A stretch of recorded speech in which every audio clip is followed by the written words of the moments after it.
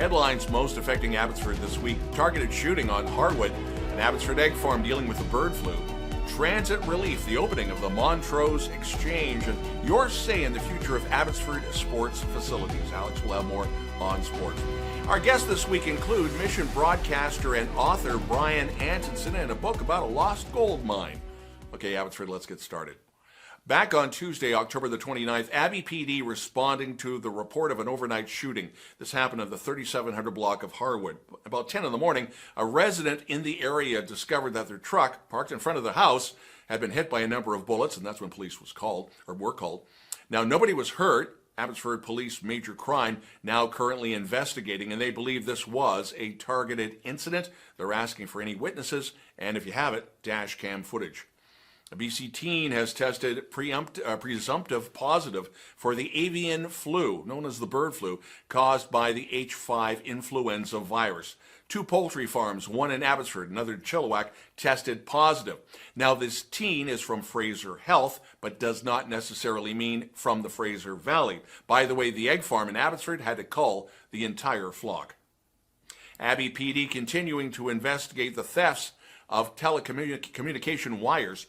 Last Thursday, 2 separate thefts and damage to infrastructure happened. First off, in the 33500 block of Huntington, and the other was the 4500 block of Sumas Mountain Road. Construction is over. The buses are rolling. City of Abbotsford announcing that the Montrose Avenue roadwork portion of the project has been completed and will be reopened for bus service. Now, work on the transit exchange portion of this project is ongoing. It should be completed sometime this winter.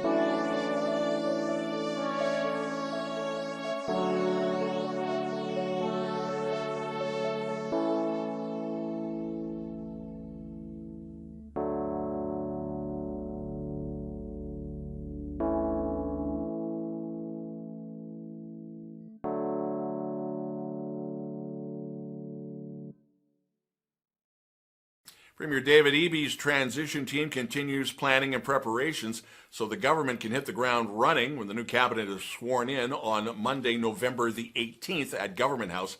The NDP party narrowly won the October 19th provincial election. The BC NDP are mourning the loss of Eby's predecessor, Premier John Horgan. He lost his battle with cancer earlier this week. Last month, Langley Mounties asked for help in locating Jane Whitehouse. She was reported missing on October the 25th, last seen on that day in Aldergrove.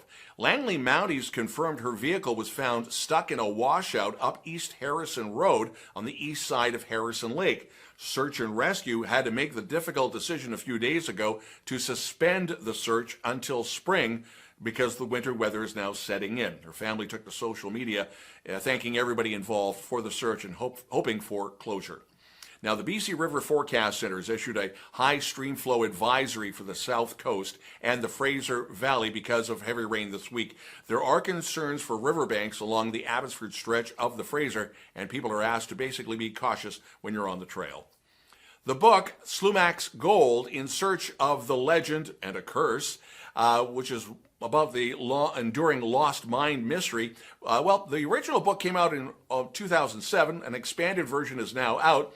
One of the authors, Mission's Brian Antonson, will be joining us in a moment to talk about the book and the rich history. So coming up, your input is needed on Abbotsford sports facilities, and of course we'll talk to Brian, but Alex will have sports in just a few minutes.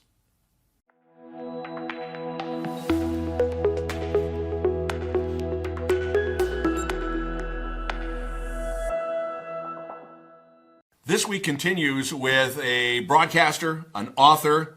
He used to be one of my instructors at BCIT, but we won't get into that. long time ago. Brian Antonson, you, your brother, and a third writer started a book in 2007, and that's called Slumach's Gold. Now you're doing something with it and enhancing it. And what's this all about? Is this like a local gold mine, or what's the story behind this? The legendary Slumach Lost Gold Mine up behind Pitt Lake. This has been a legend in the lower mainland for about 130 years.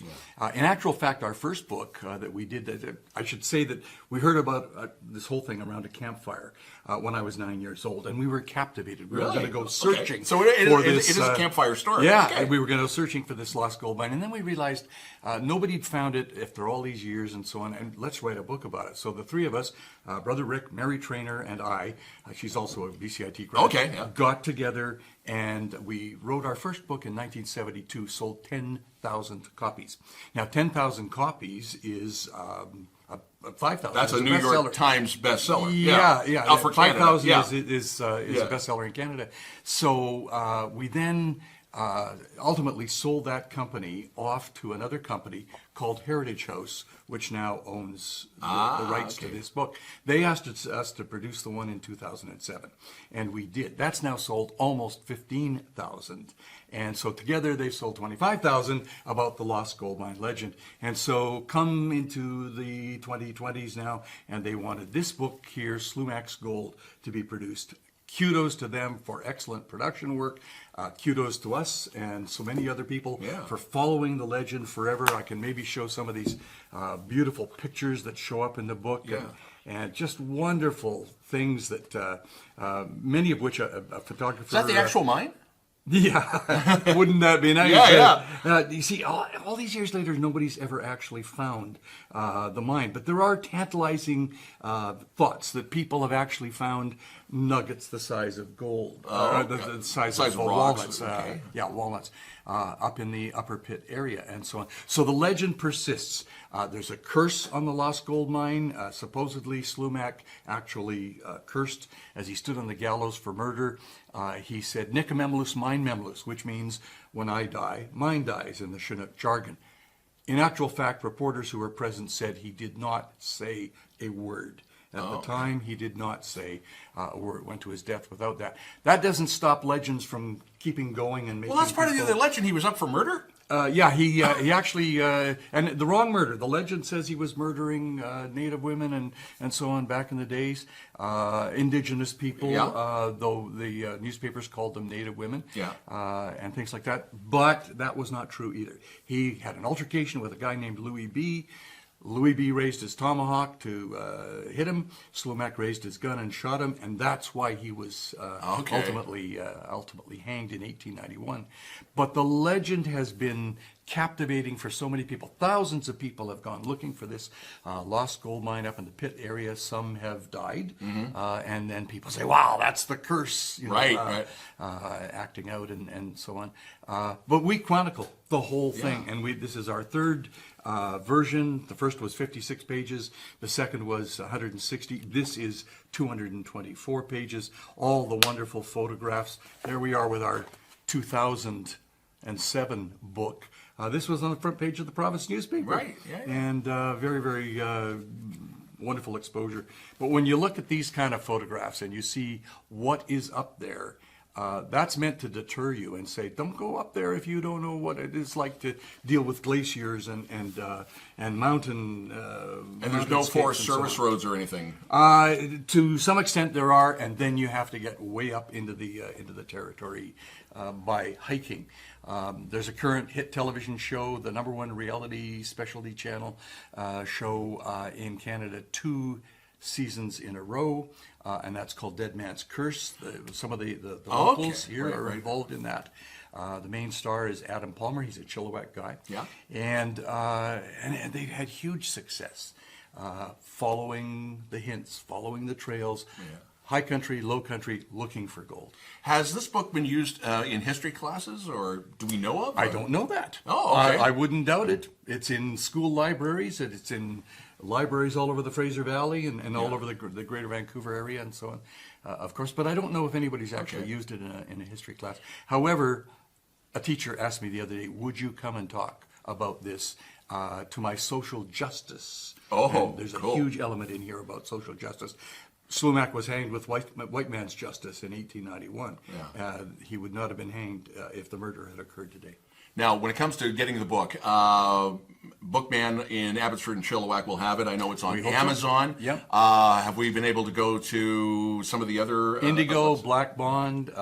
It came on, it was published on October the 29th. 1 week later, it was #5 on the BC bestsellers list. So it's popping up everywhere, and people are buying it like mad. And we're also in the top 10 this week. And a great idea for a Christmas present. Hint, hint. Slumach's Gold, Brian Antonson, thanks a bunch, and we'll definitely have you back. Great. You're watching This Week.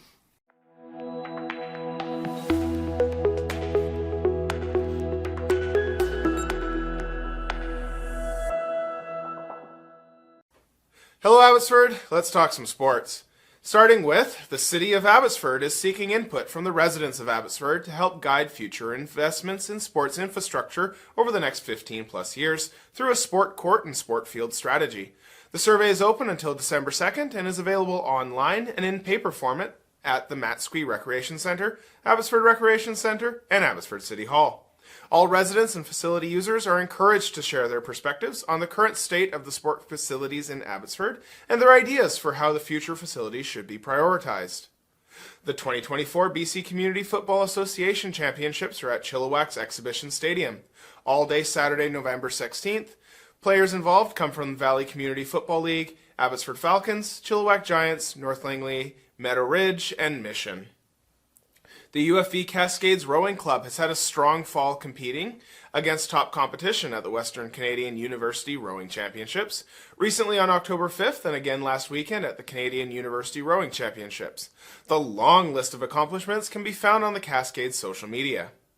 The British Columbia Hockey Conference announced details of its 3rd annual Prospects Game, which will be hosted by the Pacific Junior Hockey League's Langley Trappers on Tuesday, November 19th at the George Preston Recreation Centre in Langley. Congratulations to the Abbotsford Pilots' Cody Johnson for making the BCHC Prospects Game. The Pilots are 11-9-3 on the season and 3rd in their division. That is your abbyTV Sports Update. Coming up, Cari with the weather.